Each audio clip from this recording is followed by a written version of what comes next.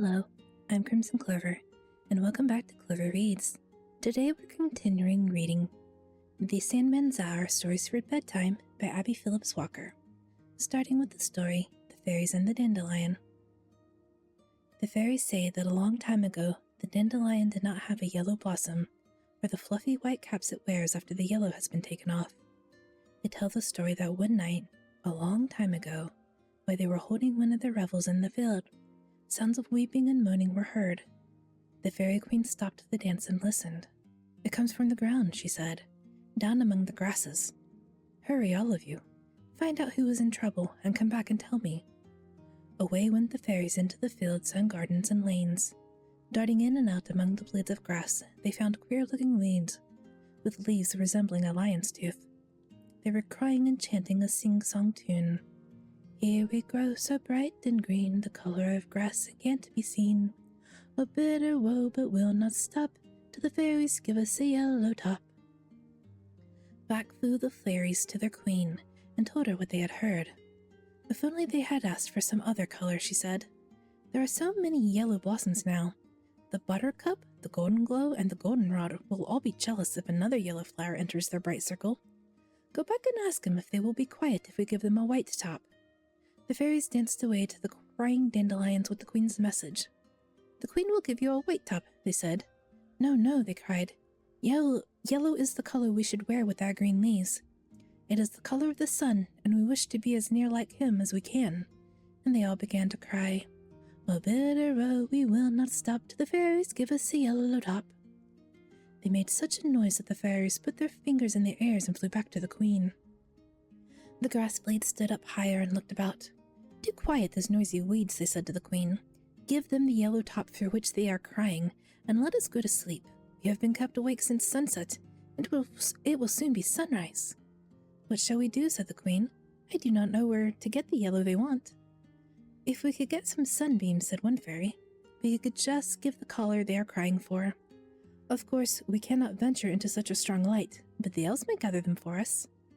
So they went to the elves and asked them to gather the sunbeams for the next day, and bring them to the valley the next night. The elves were very willing to help them, but the sun shone very little the next day, and they were able to gather only a few basketfuls of the bright golden color. When the queen saw the quantity, she was in despair. "This will never go around," she said, "and those that are left without a yellow top will cry louder than ever." "Why not divide it amongst them?" said one fairy. "It'll last for a little while, and we can give them our fluffy white caps when it is gone. We shall take them off soon, and the dandelions can wear them for the rest of the season." The face of the queen brightened. "The very thing," she said. "If only the noisy little weeds will agree. Go to them and say they can wear yellow of the very shade they'd most desire half the season, if they are willing to accept our fluffy white caps for the other half." The fairies hurried to the dandelions and told them what the queen had said. The dandelions stopped crying and said they would be satisfied, and the queen rode through the meadow, fields, gardens, and lanes, dropping gold upon each weed as she passed along. In the morning, when the sun beheld his own bright collar looking up at him, he was so surprised he almost stood still. The fairies kept their promise, and when it was time to take off their white fluffy caps, they went amongst the dandelions and hung a cap on each stem. The dandelions did not cry again, and the grass sleeps on from sunset to sunrise undisturbed. On to our second story, Head Peace to Mr. Possum. Mr. Possum lived in a tree in the woods where Mr. Bear lived, and one morning just before spring, Mr. Possum woke up very hungry. He ran around to Mr. Squirrel's house and tried to get an invitation to breakfast, but Mr. Squirrel had only enough for himself. He knew that Mr. Possum always lived on his neighbors when he could, so he said, "Of course you have been to breakfast long ago, Mr. Possum. You are such a smart fellow, I will not offer you any." Mr. Possum of course said he had, and that he only dropped in to make a call. He was on his way to Mr. Rabbit's house. But he met with no better success at Mr. Rabbit's, for he only put his nose out of the door, and when he saw who was there, he said, "I am as busy as I can be getting ready for my spring planting. Will you come in and help sort seeds?" Mr. Rabbit knew the easiest way to be rid of Mr. Possum was to ask him to work. "I would gladly help you," replied Mr. Possum, "but I am in a great hurry this morning. I have some important business with Mr. Bear. I'll only stop to say how do you do." "Mr. Bear, I'm afraid, will not be receiving today," said Mr. Rabbit. "It is rather early for him to be up, isn't it?" I thought as the sun was nice and warm he might venture out, and I thought it would please him to have me there to welcome him," said Mr. Possum. "Besides that, I wish to see him on business." Now, Mr. Possum knew well enough that Mr. Bear would not be up, and he wanted to find him sleeping, and soundly too. He went to the door, knocked softly, then he waited, and as he did not hear any moving inside, he went to a window and looked in. There was Mr. Bear's chair and pipe, just as he left them when he went to bed. He looked in the bedroom window, and he could see in the big bed a big heap of bedcloths and just the tiniest tip of Mr. Bear's nose. Mr. Possum listened, and he trembled a little, for he could hear Mr. Bear breathing very loud, and it sounded anything but pleasant. "Oh, he is sound asleep for another week," said Mr. Possum. "What is the use of being afraid?" He walked around the house until he came to the pantry window. Then he stopped and raised the sash. He put in one foot and sat on the sill and listened. All was still, so he slid off to the floor. Mr. Possum looked around Mr. Bear's well-filled pantry. He didn't know where to begin, he was so hungry. He became so interested and was so greedy that he forgot all about that he was in Mr. Bear's pantry, and he stayed on and ate and ate. Then he fell asleep, and the first thing he knew was a pair of shining eyes were looking in the window, and a big head with a red mouth full of long white teeth was poking into the pantry. Mr. Possum thought his time had come, so he just closed his eyes and pretended he was dead. But he peeked a little so as to see what had happened. The big head was followed by a body, and when it was on the sill, Mr. Possum saw it was Mr. Fox. And the next thing he knew, Mr. Fox came off the sill with a bang and hit a pan of beans and knocked over a jar of preserves. The noise was enough to awaken all the bears for miles around, and Mr. Possum was frightened and nearly to death, for he heard Mr. Bear growling in the next room. When Mr. Fox was on the floor trying to get up on his feet, Mr. Possum jumped up and was out of the window like a flash. Mr. Fox saw something, but he didn't know what, and before he could make his escape, the door of the pantry opened, and there stood Mr. Bear with a candle in his hand looking in. Oh, he growled. "So you are trying to rob me while I am taking my sleep." And he sprang at Mr. Fox. Wait, said Mr. Fox. "Let me explain, my dear Mr. Bear. You are mistaken. I was trying to protect your home. I saw your window open and knew you were asleep, and when I got in the window, the thief attacked me and nearly killed me, and now you are blaming me for it? You are most ungrateful. I shall know another time what to do." Mr. Bear looked at him. His mouth did not show any signs of food, and Mr. Fox opened his mouth and told him to look. "I wonder who it could have been," he said, when he was satisfied that Mr. Fox was not the thief. "It must have been that possum fellow. I'll go over to his house in the morning." The next morning, Mr. Bear called on Mr. Possum. He found him sleeping soundly, and when he at last opened the door, he was rubbing his eyes as though he was not half awake. "Why, how do you do?" he said when he saw Mr. Bear. "I did not suppose you were up yet." "You didn't?" asked Mr. Bear, and then he stared at Mr. Possum's coat. "What is the matter with your coat?" he asked. "You have white hair sticking out all over you, and the rest of your coat is almost white too." Now, Mr. Possum had a black coat before, and he ran to the mirror and looked at himself. It was true, he was almost white. He knew what had happened. He was so frightened when he was caught by Mr. Bear's pantry by Mr. Fox, and heard Mr. Bear growl, that he had turned nearly white with fright. "I have been terribly ill," he told Mr. Bear, going back to the door. "And I have been here all alone this winter. It was a terrible sickness. I guess that is what caused it." Mr. Bear went away, shaking his head. "That fellow is crafty," he said. "I feel sure he was the thief, yet he certainly does look sick." After all, the possums were of dull white color, with long white hair scattered over here and there over their fur. They were never able to outgrow the mark of thieving Mr. Possum left upon his race. A cute story, but also a little silly, because after all, how could every possum suffer from just the actions of the one? And on to our next story, The Rooster That Crowed Too Soon. Red Rooster felt it was time he showed the new drake that had come to live in the barnyard that he was a very brave rooster, as well as the ruler of the barnyard. So the next time he saw the drake, he said, "I suppose you have been in many battles, and no doubt the home you have just come from will miss your protection as well as your company." "No," replied the drake, "I never was in a battle. I do not quarrel with any. I believe in living in peace with all around me." "Oh, well, that is all very well for you, perhaps," said the rooster, "but for me it is a different matter. I have to protect all the hens and chickens, and I also protect myself. I can whip any rooster around here, and no one dares come into my yard. The drake did not reply, for just then a strange rooster came into the yard, and Red Rooster ran at him with sweeping wings.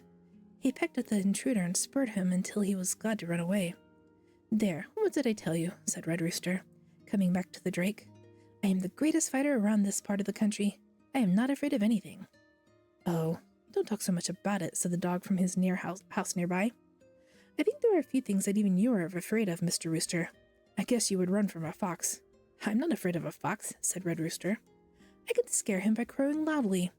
Master knows when I make a great noise it is time for him to find the calls. Oh, I am very brave and can take care of myself." Red Rooster felt so brave that he thought the highest place he could get on the wall would be a good place to talk about his bravery. So he flew up on the wall by the gate, and then to the top of the hen house. Madam Pig was on her pen on the other side. "Madam Pig," he said, "did you see me whip that impudent rooster that came through our yard?" Madam Pig grunted that she did not, as she could not see over the wall. "You surely missed a great sight," said the rooster, stretching his neck and strutting along the roof. "I am a brave fellow. I never allow anyone to come around here that does not belong here. I have just been telling the new drake about my prowess and bravery. Mr. Drake," he called, as the new drake and his family waddled past the hen house, "if you need protection at any time, do not hesitate to call upon me." A robin perched upon the roof not far from him, and Mr. Rooster flew at him. "Go away," he said. "I am very fierce and brave, and if you were as large as a cow, I would attack you just the same. I am not afraid of anything."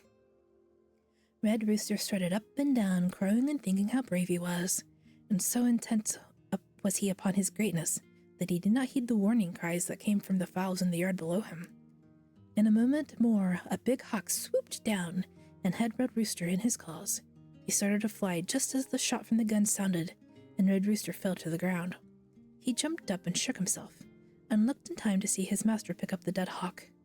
"I guess that hawk won't show himself around here again," he said. "That was a very hard fight, but I won, even if I did get a tumble." "Well, if you are not a conceited fellow," laughed the dog. "But I was not the only one who saw the hawk start off with you, and we all know that if Master had not shot it, you would not be here crow tomorrow morning." "No," piped the robin from the tree. "You were telling me how brave you were, and the hawk was not half as large as a cow.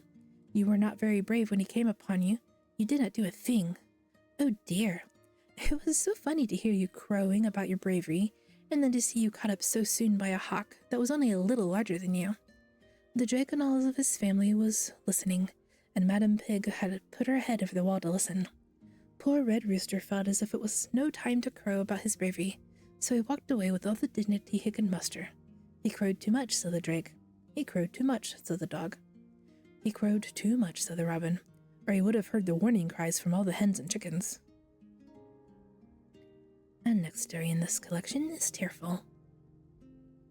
Once upon a time there was a little girl named Tearful because she cried so often. If she could not have her own way, she cried. If she could not have everything for which she wished, she cried. Her mother told her one day that she would melt away in tears if she cried so often. "You were like the boy who cried for the moon," she told her. "And if it had been given to him, it would not have made him happy. For what possible use could the moon be to anyone out of his proper place? And that is the way of it. Half the things for which you cry would be of no use to you if you got them." Tearful did not take warning or heeding of her mother's words of wisdom, and kept on crying just the same. One morning she was crying as she walked along to school, because she wanted to stay at home, when she noticed a frog hopping along beside her. "Why are you following me?" she asked, looking at him through her tears. "Because you will soon form a pond around you with your tears," replied the frog, "and I have always wanted a pond all to myself." "I shall not make any pond for you," said Tearful, "and I do not want you following me either." The frog continued to hop along beside her, and Tearful stopped crying and began to run, but the frog hopped faster, and she could not get away from him, so she began to cry again. "Go away, you horrid little frog," she cried. At last she was so tired she sat on the stone by the roadside, crying all the time. "Now," replied the frog, "I shall soon have my pond." Tearful cried harder than ever. Then she could not see, her chills fell so fast, and by she heard a splashing sound. She opened her eyes and saw water all around her. She was on a small island in the middle of the pond, and the frog hopped out of the pond, making a terrible grimace as he sat down beside her. "I hope you're satisfied," said Tearful. "You have your pond, why don't you stay in it?" "Alas," replied the frog, "I have wished for something which I cannot use now that I have it. Your tears are salt, and my pond, which I have all by myself, is so salt that I cannot enjoy it. If only your tears had been fresh, I should have been a most fortunate fellow." "You needn't stay if you do not like it," said Tearful. "And you needn't find fault with my tears either," she said, beginning to cry again. "Stop, stop," cried the frog, hopping about excitedly. "You will have a flood if you keep crying." Tearful saw the water rising around her, so she stopped a minute. "What shall I do?" she said. "I cannot swim, and I will die if I have to stay here." And then she began to cry again. The frog hopped up and down in front of her, waving his front legs and telling her to hush. "If you would only stop crying," he said, "I might be able to help you, but I cannot do a thing if you cover me with your salt tears." Tearful listened and promised she would not cry if he would get her away from the island. "There is only one way that I know of," said the frog. "You must smile. That will dry the pond and we can escape." "But I do not feel like smiling," said Tearful, and her eyes filled with tears again. "Look out," said the frog. "You will surely be drowned of your own tears if you cry again." Tearful began to laugh. "That would be queer, wouldn't it, to be drowned in my own tears?" she said. "That's right, keep on smiling," said the frog. "The pond is smaller already." And he stood up on his hind legs and began to dance for joy. Tearful laughed again. "Oh, you are so funny," she said. "I wish I had your picture. I never saw a frog dance before." "You have a slate under your arm," said the frog. "Why don't you draw a picture of me?" The frog picked up a stick and stuck it in the ground, and then he leaned on it with one arm, or front leg, and crossed his feet. He stood very still. Tearful drew him in that position, and then he began to kick up his legs as if he were dancing, and she tried to draw him that way, but it wasn't a very good likeness. "Do you like that?" she asked the frog, when she held the slate for him to see. He looked so surprised that Tearful laughed again. "You didn't think you were handsome, did you?" she asked. "I had never thought I looked as bad as those pictures," replied the frog. "Let me try drawing you a picture," he said. "Now look pleasant," he said, as he seated himself in front of Tearful, "and do smile." Tearful did as he requested, and in a few minutes he handed her the slate. "Where is my nose?" asked Tearful, laughing. "Oh, I forgot the nose," said the frog. "But don't you think your eyes are nice and large, and your mouth too?" "They are certainly big in this picture," said Tearful. "I hope you do not look just like that." "I do not think either of us are artists," replied the frog. Tearful looked around her. "Why, where is the pond?" she said. "It is gone." "I thought it would dry up if you would only smile," said the frog. "And I think both of us have learned a lesson. I shall never again wish for a pond of my own. I should be lonely without my companions, and then it might be salt, just as this one was. And you surely will never cry over little things again, for you see what might happen to you, and then you look so much prettier smiling."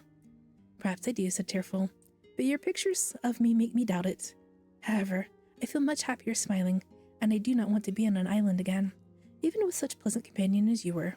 "Look out for the tears, then," said the frog as he hopped away. And we move on to Hilda's Mermaid. Little Hilda's father was a sailor and went away on long voyages.